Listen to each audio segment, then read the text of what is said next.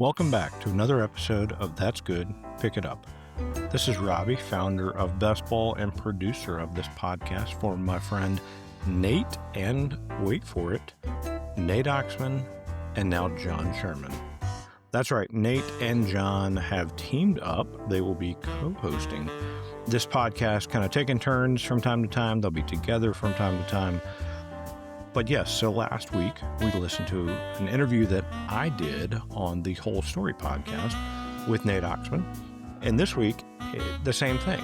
We're playing an interview that I did with John Morton on the Whole Story podcast to learn about him, his life in golf, and then what he's doing with Auld Toun, his book company. So this episode is all about John. You will learn more about him and his love for books. Hope you guys enjoy. That's good. Pick it up. All right, John Morton, welcome to the Whole Story podcast. Appreciate you joining us today. Absolutely. Thanks for having me on. Yeah, well, like I mentioned, Jonathan hates not being here. He is a Dr. Pepper enthusiast like yourself, but a little quick rundown. Former PGA pro, and then now the founder, and I'm going to butcher the name, Auld Toun, Golf Books and Collectibles. So, yeah, man, welcome. Excited to hear your story. Thank you. Yeah, and appreciate you having me on very much. And you were 99% of the way there with the name of it, with the pronunciation. It's Auld. What did I miss? Old. Okay. Yeah. Okay. It's the old Scottish spelling, essentially, of the I gotcha. phrase. I gotcha. Well, let's back up like we do with most of our guests. Like, when did golf become a thing for you? Like, did you grow up playing it? Did you start later in life? Tell us that story. Yeah, so I live in Alabama now. Been in the South for about 20 years, but I grew up in the Northeast. I grew up outside of Philadelphia, and started playing golf from a young age, probably 8 or 9 years old, is when my dad introduced it to me, and it just stuck with me. I couldn't shake it, and stuck with it through elementary school, high school, eventually through high school. I was an okay golfer, and I still categorize myself as the same today. I'm an okay golfer, but I realized and had a clear enough mind in high school to know that I wasn't going any places because of my swing. So what I really started to enjoy throughout high school was working at golf courses, which is what led me to look into the PGA golf management programs, or PGM programs as they were called in those days. And that's what led to me eventually going to school for golf management, which led to me becoming a Class A PGA professional. Nice. Did that Where'd you for go a to few school? years across the Southeast, and eventually had me settle here in Birmingham. Where'd you go to school? Methodist University, North Carolina. Absolutely. Yep. So Fayetteville, right outside of Fort Bragg. Yeah, I'm in South Carolina, so familiar with that one. So Love it. very nice. Well, so did you work at a number of different courses then as a PGA pro? Yeah, I moved around quite a bit between my internships in the golf management program. That took me around to some really nice places. I was fortunate to do internships at places like Pinehurst Resort, TPC Sawgrass, Broadmoor Resort out in Colorado. So that had me move around a good bit. Then after graduating, when I became a Class A professional, moved to Houston, Texas. Worked at the Club at Carlton Woods for a couple of years, and then eventually moved to Birmingham, and worked at 2 different clubs here in Birmingham before leaving the industry in 2017. Okay, man, those quite the playing privileges at those courses you just rattled off. I was very fortunate and very thankful to be able to play the courses that I did for any time I wanted to, essentially. Yeah. Well, your bio and part of the reason we wanted to have you on was you talk about golf course memorabilia. You're a historian, like you love that aspect of the game. When did that kick in? When did you fall in love with the history of golf? Yeah, that really kicked in kind of coincidentally as I was departing the golf industry. But it was really a convergence of 2 loves of mine ever since I was a kid. Growing up in Philadelphia, early American history is obviously very relevant and prevalent there. So I was always infatuated with early American history, the Revolutionary Wars up to the Civil War. because you can't go anywhere without being surrounded by it, and all the history in that area, that region. But I never really got engaged with golf history as a child, as a young adult. That led to me becoming a PGA professional.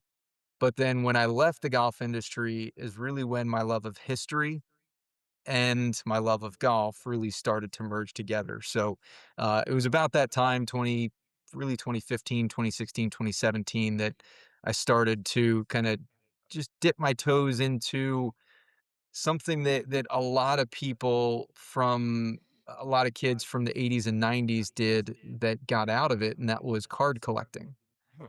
Trading cards, sports cards. But I started to kind of realize and observe and learn a lot about golf cards that existed, and specifically golf cards from before World War II. So I started to go down this rabbit hole about cards in particular, but that eventually expanded into the history of the game and really collectibles, memorabilia, artifacts at a much larger and wider level. Very nice. Well, I know, man. Hopefully, you can make some trips back over to Pinehurst with the the Golf Hall of Fame and all the things they have going on there. Have you been back there lately? I have, yeah. I was fortunate to go last year, part of an organization called the Golf Heritage Society, and they had their annual meeting at Pinehurst last year. So I was able to go back. That was my first time in almost a decade being back there in Pinehurst, but was able to go to the new Golf Hall of Fame, which was so great to see. They did such an outstanding job with the new layout and the new setup they have there right outside the clubhouse in Pinehurst. I completely agree.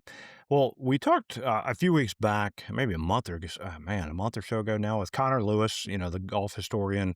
Yep. And I know, I guess I'm learning more that the golf historian world is a little bigger than most people know about. Correct? Like, do you guys kind of interact with each other, or is like a bigger group that y'all keep in touch with? You talked about the one group. Yeah, there definitely is. It's a large group, but at the same time, it's a small world that we all live in. So yeah, I know Connor really well. Coincidentally enough, I played golf with him last week.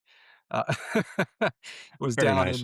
down in Florida with my wife, and was able to get over for a day to play with him at his club in Tampa. So yeah, the golf historian and golf history enthusiast community that I like to refer to it as, very robust, but it's all about just celebrating the history of the game and celebrating the stories and the individuals, and in my case, a lot of the time, the artifacts that help the game become what it is today. Yeah. So you collect stuff as well, right? You talked about the cards and stuff like that. Have you kind of? I'm guessing you've broadened your collectibles, right? So what are some of the things that stand out, maybe that you've collected over the years? Yeah. So for those that are watching us, talk, I'll show a couple things here in a moment. But for those that aren't, I'll do my best to describe them. But yes, my collection, I should say, has expanded well outside of just cards over the last 4 to 5 to 6 years. It started just as cards, but that eventually started to broaden. So now it's all types of collectibles and artifacts. But what I really specialize in and focus on is early golf history. So Scottish golf history and early American golf history, really mostly before World War II.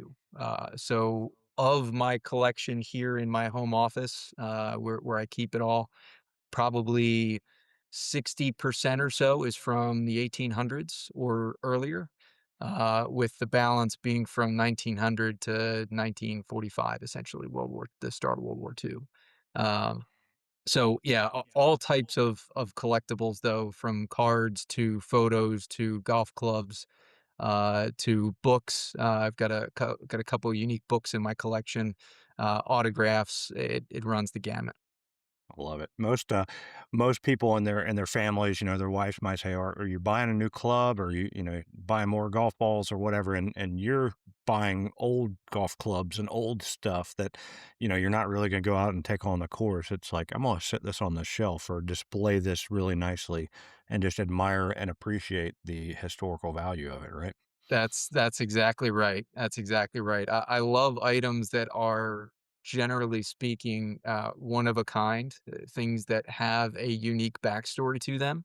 That's what I thoroughly, thoroughly enjoy because, as I said earlier, it's the stories of these individuals, it's the stories of these items, that really bring the history to life, in my eyes. And you said you had some you might wanna share with us? Yeah, so I've got 2 here that I pulled aside that are I love smaller it. in size, so I'm not gonna pull down a frame off the wall or anything, but I've got 2 items here that I'll describe. The first, is the earlier of the 2 items, and I'll try Oh, to yeah. clarify this. So it's a cabinet card, what's called a cabinet card. It's about 4 inches wide by about 8 inches tall, and it's got a portrait of a gentleman from the mid 1800s in it. It's also got the signature of that gentleman on the cabinet card. So this portrait is actually of a gentleman named James Ogilvy Fairley, who is widely regarded as the founder of the Open Championship, or the British Open for us Americans.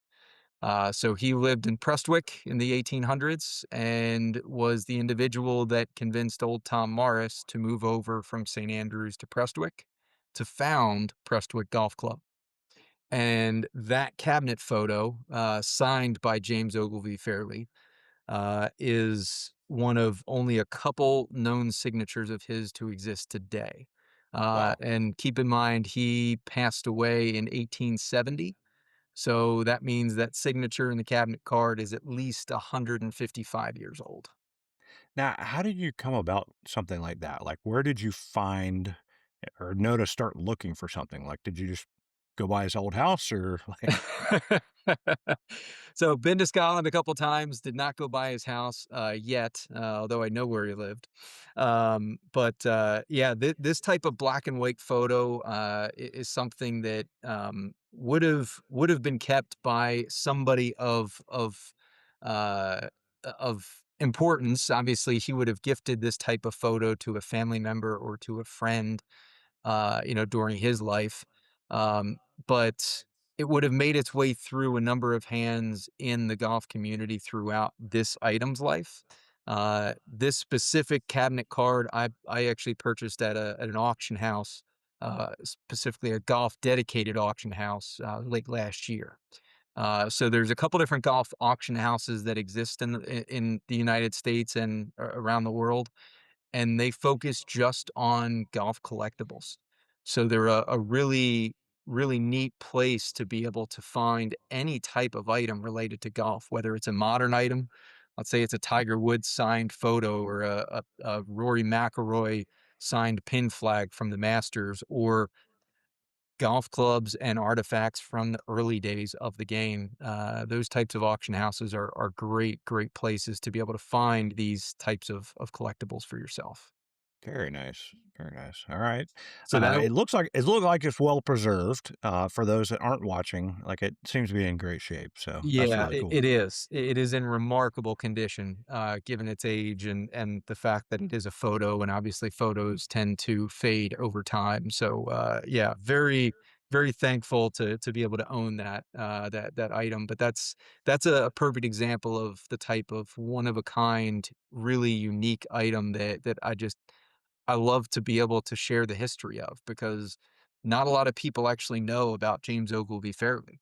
They Yep. may recognize the name because in many cases, he's a bit of a footnote in other books about gentlemen like old Tom Morris and Allen Robertson, who were the bigger names in that early growth of the game. But absolutely love that artifact and that piece of tangible golf history. That's really cool. All right. What's the other one? Second one here is, actually US Open, theme, since I we're like it. taping this the week of the US Open. Obviously, the US Open at Oakmont this year. But this one is actually the rookie card of a one Francis Francis, we Ouimet. met. There you go. Look at that. So smaller card again for those that aren't watching the video of this. And then it's got some text on the back, but smaller card that's only about 1.5 inches wide by about 2.5 inches tall. It's got a picture of We Met in black and white of him swinging a club. But this card was made in 1926, so it was 13 years after his famed, greatest game ever played, U.S. Open win at the Country Club of Brookline, where he took down Harry Vardon and Ted Ray. But Francis Ouimet remained an amateur throughout his whole life, and he didn't play in a lot of professional events like Bobby Jones did. Professional events being the U.S. Opens, the Masters, obviously after, in the 30s and 40s. But Francis Ouimet was only featured on two golf cards in his entire life, this being the earlier of the two. And most collectors in the collecting and card collecting community recognize the first card that an individual was ever featured on to be his rookie card. So even though this was 13 years after his US Open win, this is considered his rookie card. And I'm guessing you didn't find that in a cereal box or something like that. I did not. I did not. I was fortunate to there's a like we talked about earlier, quite a large golf history and golf history enthusiast community, but also a number of platforms like Facebook that have groups of individuals that are collectors of golf memorabilia. And I was fortunate to acquire that from somebody in one of those Facebook groups. Very nice.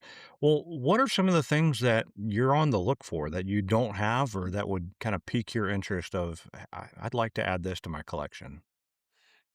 That's a great question, and the funny thing is, looking around my office, a majority of the items that I'm fortunate to be the current, owner of, is, and I say that carefully, is are items that I honestly didn't know existed until I saw it. They're really unique, really rare items that have some unique story to them that it's not like there's 50 of them or 100 of them or 1,000 of them, and for years, I've been on the hunt for it.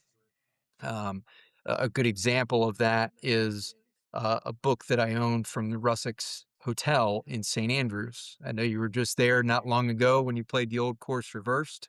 Yep. Listened to that podcast episode, loved the story and all the stories of that trip. But obviously, very famously on the 18th fairway at the Old Course at St. Andrews is the Russex Hotel. And I'm fortunate to own a guest book from the Russex Hotel from the 1930s that Wow. is obviously the only version of that to ever exist, but it's got a lot of history to it. It's got a couple dozen pages of entries of visitors that stayed there in the late 1930s. But that's a good example of something that I've never really desired that, but when I saw it come up for auction, I knew I had to have it because I knew the history that resided within it. Yeah, Um, that's interesting to think about. It's not specifically golf related, a card, a club, or something like that, but the Russix is obviously so closely tied to St. Andrews that it has a lot of value for those that really love and appreciate the history of the game. Absolutely, and there's a lot of entries in there that are tied to golf history, of individuals like Bobby Jones, Francis Ouimet, actually, at the time, a future king of England. There's quite a few, fascinating stories within that book, but yeah, you're absolutely right, not actually a golf-related item, but something that has indirect ties to the game for sure. Man, you just increased your autograph collection by a lot with that purchase.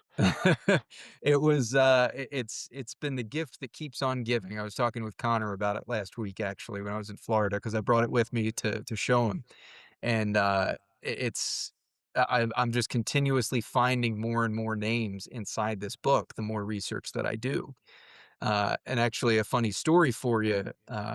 While I was down there sitting with him and he's flipping through the pages, he flips to a specific page and he's looking, just combing the lines, and he goes, "You know the name right here that's in here?" And I go, looking at the page generally, and I go, "No, I haven't spotted any names on that page." He goes, "This is the grandfather of President George W. Bush."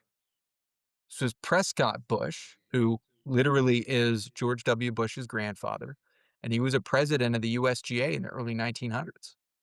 And Wow. this was a record in his signature of having stayed at the Russex Hotel in the mid 1930s. So it's been a fascinating piece of golf history to be able to just continue to research. That's incredible. I can't only imagine the stories that would come from something like that. So very cool. Well, all this passion of history and memorabilia and stuff has inspired you to, I guess, back in February, you launched Old Grade Tune. Tell us about that. Like, what was the genesis of wanting to create this company, this brand, and what are you trying to do with it? Yeah, I've been fortunate to travel to Scotland a couple times now. My wife and I went over last year for a bit of a bucket list golf trip where we hit a lot of the bigger courses. And back in 2022, I was fortunate to go over with my brother, my wife, and both my parents, and we took my dad over for his 70th birthday for the 150th Open at St Andrews. Um, and over the last few years, between social media as well as those couple trips to Scotland, I've been fortunate to meet a ton of amazing people in the game of golf, both at golf courses, but also just around the golf community in Scotland. And one of those individuals that I've been able to meet over the last few years is a gentleman named Peter Grunwell, who owns a book distribution company in the UK. He and I have exchanged a number of items between our own collections, but I've also purchased some books from him in the past. And when I was over there last summer with my wife, he and I were able to get together. We actually teed it up with our wives together too. Both of our wives beat me and Peter, which was nice and humbling. And while he and I were getting together, and he was showing me his house and his collection, he was kind of voicing some of the challenges that he's faced over the years with getting access to American buyers in the American market, specifically with books. And one of our mutual friends between Peter and myself is an author named Roger McStravick, who's based in St. Andrews. He's a very famous St. Andrews historian related to the game of golf. And I was actually going to be meeting up with Roger as well during our trip last year. And throughout that discussion that Peter and I had, and in the weeks that followed after our trip, me, him, and Roger got together a number of times, and I learned about that challenge a lot more in depth. And that challenge really being that for us as Americans, if we want to buy some of these golf history books that have been published by amazing authors like Roger, who are absolutely the top history experts in the game, we're going to need to buy it from a distributor in the UK. And that book might cost 70, 80, 90, $100, but shipping alone for the book, one book, is going to cost 60, 70, $80. And that shipping cost is a major deterrent for a lot of Americans. So what I talked about with those guys and eventually was able to kind of work out was starting my own company, my own distribution and golf history company here in the States to help distribute those books for authors like Roger and others that are international, whether they're in the UK, in Europe, Australia, Asia, and are looking to get their books access to Americans, and be able to bring that history to American golfers that are uh, pining for more stories and to learn more about the game's origins. I love it. And the history of the name, I think I read is from your love of St. Andrews. Is that correct? That is. So Old Gray Tune, or the spelling as you alluded to earlier, old being AULD, gray being like the color, and tune being spelled TOUN. is a common spelling, Scottish spelling for that phrase, but that's a very famous nickname for the town of St. Andrews. So with my couple trips over there, my love of golf history and of St. Andrews, obviously as well, it was an ode to the home of golf. What has the reception been so far on the new company? It's been incredibly positive. I've been very fortunate, very blessed to have gotten the reception that I have so far. I've created a couple different social media pages, both on Facebook and Twitter, but also sharing content on my own personal pages about some of the books that I've been able to bring over. Roger McStravick has written, I think, 7 or 8 or 9 books about golf history throughout his life. I'm going to be the sole distributor of all of his books here in the U.S. as well as Canada. And then there's several other books that the RNA has published over the years that Peter's been able to get me access to as well. Books such as one that just talks about the history of why golf courses have 18 holes. It's kind of a simple question, but it's got a very rich and deep history to it. So it's a lot of really fascinating books that share again the history of where the game came from. Excuse me, and kind of how it became what it is today. So it's been a really great reception so far. I've been fortunate to have a lot of support from a lot of fellow golf historians and golf history enthusiasts here in the States and in Canada. But it's been really positive so far, and a couple cool things coming down the pipeline later this year that'll expand it even more. I love it. Well, tell people how they can find the website and find what you're doing. Yeah, so the website is that unique spelling of it's oldgreytoongolf.com. And again, that's AULDGREYTOUN golf.com. You can also simply look it up just on either Google, on Twitter, on Facebook, or even on Instagram, just on my personal page. And my personal pages on all of those platforms is simply at John Morton 215. So simple, standard kind of setup for that. But yeah, oldgreytoongolf.com. And all of those books are for sale. And what really makes it easy for American buyers is I'm keeping stock here in the US. That's what is helping bring that history to your doorstep for a much lower cost and make it much more affordable for you to be able to learn about the history of the game is I'm keeping that stock here. So being able to bring it over in bulk means saving a lot on shipping costs. I love it. So that's really what's helping make it happen. Very nice. Very nice. Well, we will include links to all this stuff in the show notes. So if people want to check that out, they can. Let's talk about your golf game a little bit. You mentioned you've made a couple trips now over there.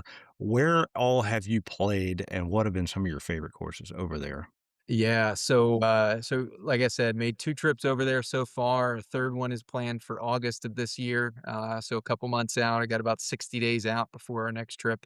But in 2022, went over with my family, we played at Carnoustie. It was more of a family trip, so we were going to the Open for a couple days at St. Andrews. We played one round at Carnoustie, and we went over to the West Coast and was able to visit the hometown of my father's side of the family where they immigrated from. But last year was the bigger bucket list golf trip for my wife and I, just the two of us. We went over, we played 11 rounds in 10 days. So it was Wow. a lot of golf in a short period of time, but we played going in order, started at Royal Troon, then played Prestwick, so over on the West Coast, both of those courses. Then we went off the West Coast over to the Isle of Arran and played Shiskin Golf and Country Club, or Golf and Tennis Club, I should say, and Corey Golf Club over on the island. Then came back over, we played North Berwick. We also hit up Brunsfield Links, which is a pitch and putt in the middle of Edinburgh in a public park, which is a fascinating experience. Yeah. And then made our way up to St. Andrews. We played Carnoustie again because I needed revenge. And we also played the Castle course. We played Ely. We played the new course, and we finished the final day, the final round at the old course. Very nice. What'd you think of the old course? The old course, I was walking on clouds. As a golf history nut and nerd, as I lovingly refer to myself, I don't know how I made contact with the ball all day, because I Same. was I was just infatuated. We spent the week there. We spent a whole week staying in St. Andrews, so it's not like I showed up and hadn't already seen the course. We walked around a good bit throughout that week, but still, being able to stand on that first tee box and my hands were quite literally shaking, as I'm sure they were for you as well, knowing all of the individuals that had stood on that same exact plot of land and struck a golf ball throughout the last 150 years. It really hit hard. It was quite an emotional experience and borderline religious experience, not to disparage actual religion in the world today, but quite religious for a golf history enthusiast. Yeah, I completely agree, and I can't wait to go back. Excited to hear about more about your August trip. Where are you heading? Yeah, so we're splitting this trip this year. We did 2 days last year in Prestwick, one night on the Isle of Arran, and then 6 nights in St. Andrews. So very heavy on the East Coast there in Edinburgh and St. Andrews. This year we are staying 3 nights in St. Andrews, 5 nights on the Isle of Arran, because we absolutely fell in love with that island, and then finishing it off with 2 nights in Prestwick.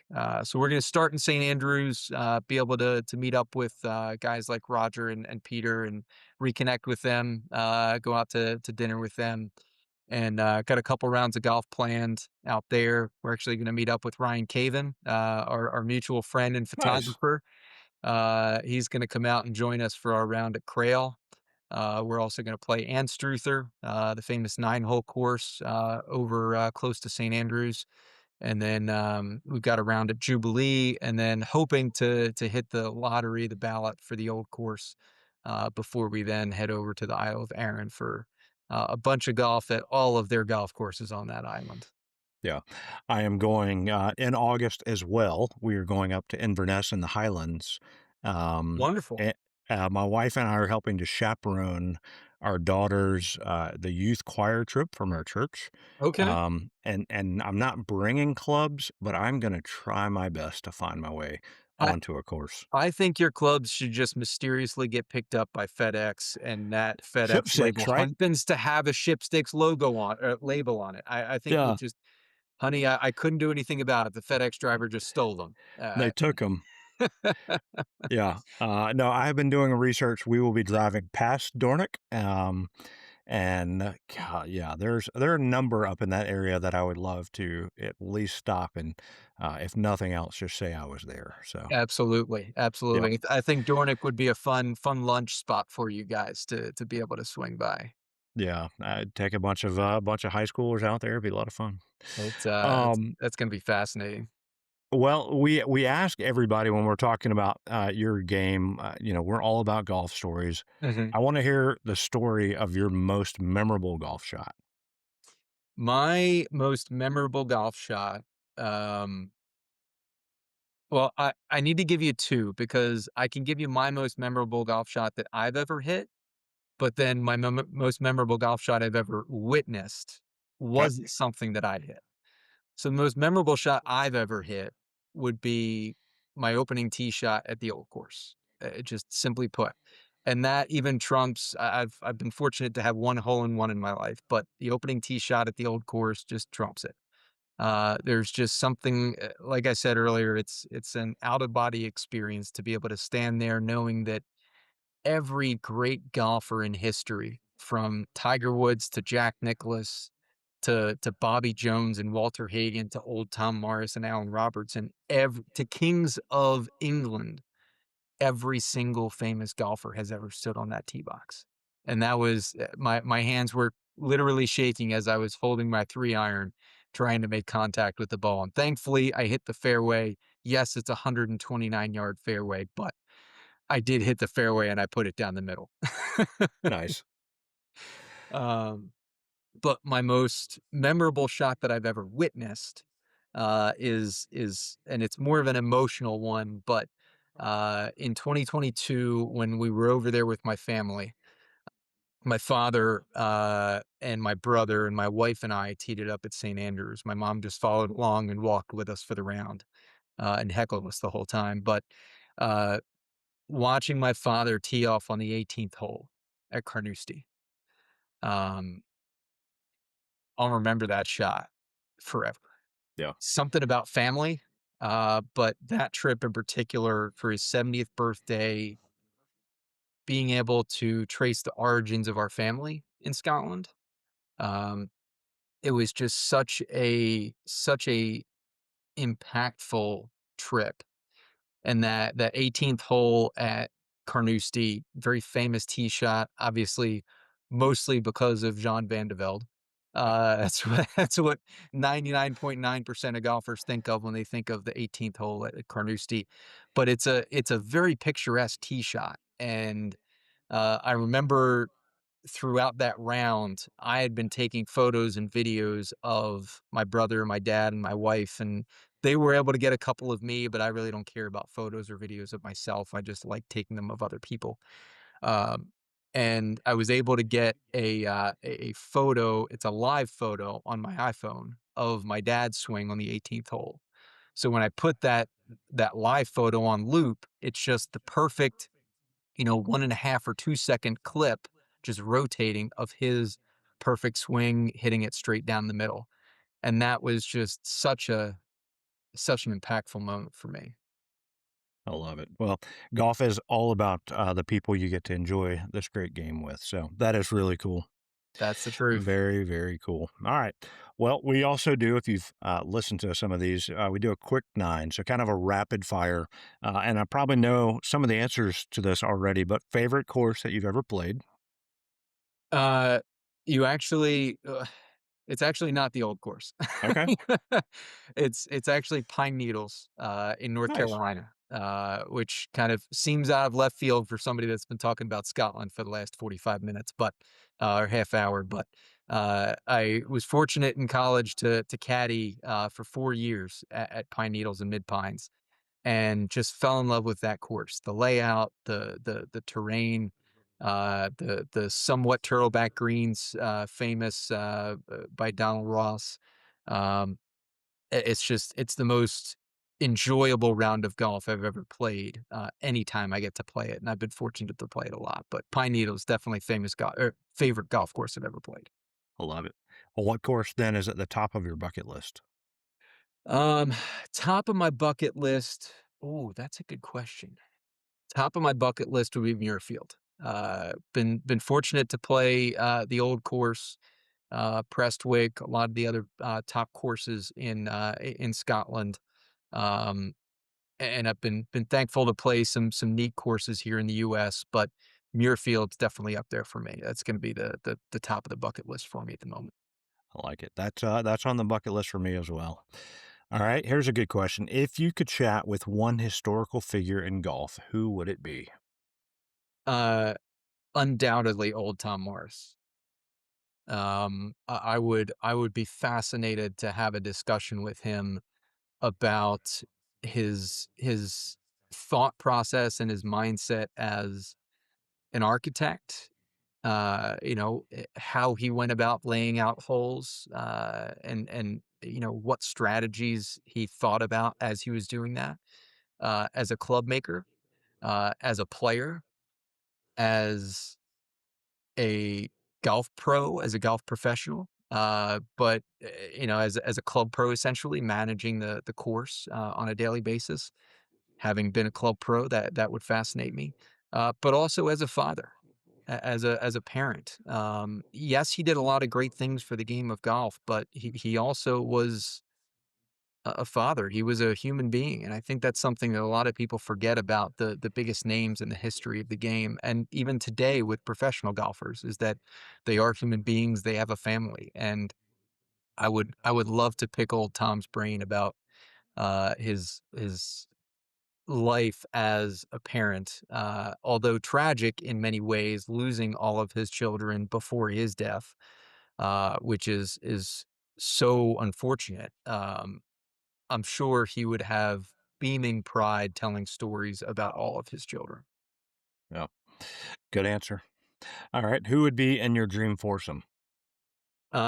Dream foursome would be Phil Mickelson, because I'm a left-handed golfer, and growing up as a '90s kid and early 2000s, I always rooted for him to try to take down Tiger Woods because it was the proverbial second place throughout a lot of his career.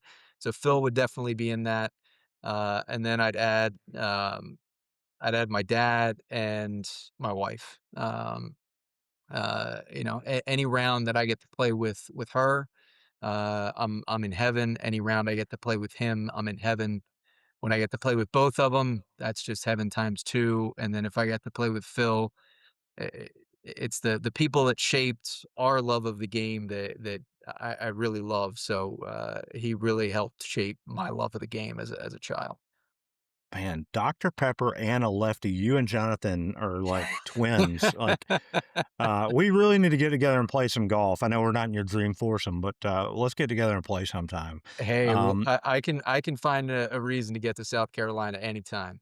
Come on. Well, and another side note, talking about you and your wife playing, or do you follow Nick and Haley, East Sands Golf Company? Do you know I do these not. guys? No. They're up in Canada, and they're a couple that they moved to. They got married and did a 6 month honeymoon in St. Andrews. Nick ended up. I think the story was he lost his job, found out about it like on the flight over there, and ended up caddying over there. Fell in love with golf. Now they have this company, East Sands Golf Company, and they are helping take people on these incredible golf vacations to Scotland and stuff. So you need to check them out. Wow, yeah, I'll They need to look they into them. their story was just published in the latest Golfers Journal, which is really cool, but Really? yeah, but I will definitely look them up. they were a guest on our podcast, so listen to the podcast first, then read the Golfers Journal, but yeah, Yeah. they're a great couple, and you guys would yeah, that would be a good foursome, the 2 couples there. Yeah, absolutely. Yeah, my wife's been playing just as long as I have. She actually, used to play professionally, so she wipes the floor with me, and I'm Nice. again an okay golfer, but yeah, I'll definitely have to look them up. Yeah, We always love when we get to play with other couples. nice. Alright, favorite golf book? Favorite golf book. Again, I'm gonna have to give you two answers here. Favorite golf book that I've ever read, favorite golf book in my collection, because we Okay. talked about collectibles here. So favorite golf book in my collection is going to be an original copy that I own of the original Rules of Thistle Golf Club, which is the second oldest golf book ever written, Wow. printed in 1824. And it was the first time that the history of the game ever was put down on paper and put in book form. So I'm very fortunate to have and be the current owner of one of probably 10 to 12 copies of that still exists today. So that's the favorite one in my Okay. collection. Favorite one that I've ever read is undoubtedly the Colossus of Golf about old Tom Morris.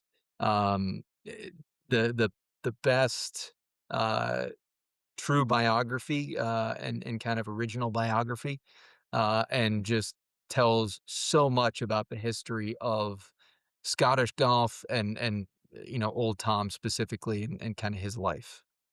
I love Um, it. so yeah. Love it. Alright, well, most, golf historians like architecture as well, so who is your favorite golf course architect? You know, eh, ironically, you're absolutely right. A lot of golf historians, most golf historians, have a favorite, and that's one area of golf history that I haven't dove too deep into. So while I've played and been fortunate to play a lot of courses that have been done by notable architects. That's an area that I need to get better read on. That being said, the one that's currently on my mind though is Willie Park Jr. Hmm. Willie Park Jr., famous golfer from Musselburgh in Scotland. Uh, Also, multiple time winner of the Open Championship, club maker. His father was the winner of the first Open in 1860 at Prestwick. But he famously became a very, very well known golf course architect later in his life. Designed more than 170 golf courses around the world, more than 100 of which actually are here in the US. But Willie Park Jr. is definitely going to be the name that comes to mind for me. And selfishly, part of the reason is because he's actually the subject of a book that's about to get published later this year and released about the town of Musselburgh and the Park family, the Willie Park Jr. and Sr., Mungo Park as well. And it's actually being written by a descendant of the Park family, a gentleman named Mungo Park, the fourth, actually. Very So nice. that's going to be a book that comes out later this year, I believe in October or November, and may or may not be available from Old I Greg was going to Jr. Books. ask, do we know any U.S. distributors of that book by chance? We may know one. We may know one. Very nice. All right. Jonathan's favorite question, favorite snack on the golf course? Favorite snack on a golf course: peanut butter crackers. Easy. Okay. They can get crushed. I don't care. It can be hot. It can be cold. Doesn't matter. Peanut butter crackers. Okay. One of my favorite questions, favorite golf course logo? I was very fortunate just a couple of weeks ago to get to play for the first time Sleepy Hollow Country Club Nice. in New York, and that I spent way more money than I should have in that golf shop after that round.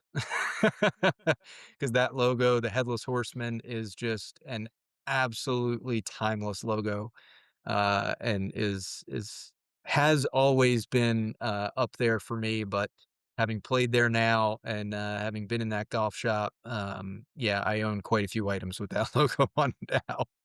Very nice. Yeah, that one's still on our bucket list. We had John Cavalier with Lynx Gems on as a guest one time, and he raved about it. And every time you see pictures, it's iconic. So, all right, last question. What's next for Old Gray Toun?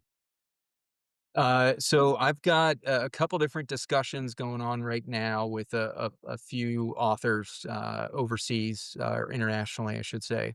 Uh, as I just alluded to a minute ago, Mungo Park the Fourth just is in the final editing stages of his upcoming book about Musselburgh and the Park family. I actually got to spend some time with him a few weeks ago up in New York and Connecticut. As he and I spoke at a couple different events. He spoke. I just emceed a couple different events at a few country clubs about his upcoming book and the history of his family.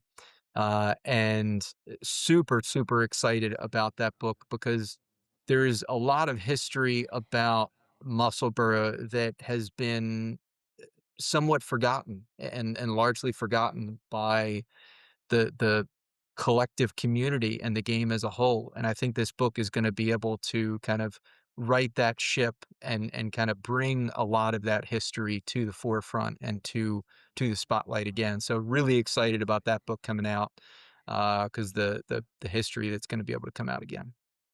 I love it. Well, So John, man, yeah, so yeah, a couple different books that are coming out soon. That's really the big thing that's coming up for me. well, I could probably just sit here and pick your brain for a while, but like we say with most guests, like we need to get together and find some time to play some golf. Especially get you and Jonathan together. We'll grab a case of Dr. Peppers for you guys. We'll watch y'all hit left-handed golf shots all over the place. It'll be a lot of fun. But Next time we get together for a podcast, I'm just gonna have a case of Dr. Pepper sitting right here. So please do. that Please do. Oh man, this has been fun, but I appreciate you joining us today on the Whole Story Podcast. thank you so much for having me. I appreciate the time and look forward to getting together again soon. Well, that's it for another episode of That's Good, Pick It Up. We hope you enjoyed getting to know John, and now we're excited about the future of That's Good, Pick It Up. with both Nate Oxman and John Morton. You can find this and all the other Best Ball podcasts at bestball.com. We hope you like it. We hope you tell your friends about it. You rate it. You give it good reviews. You might find your next favorite golf book. Till next time, this is Robbie with That's Good. Pick it up.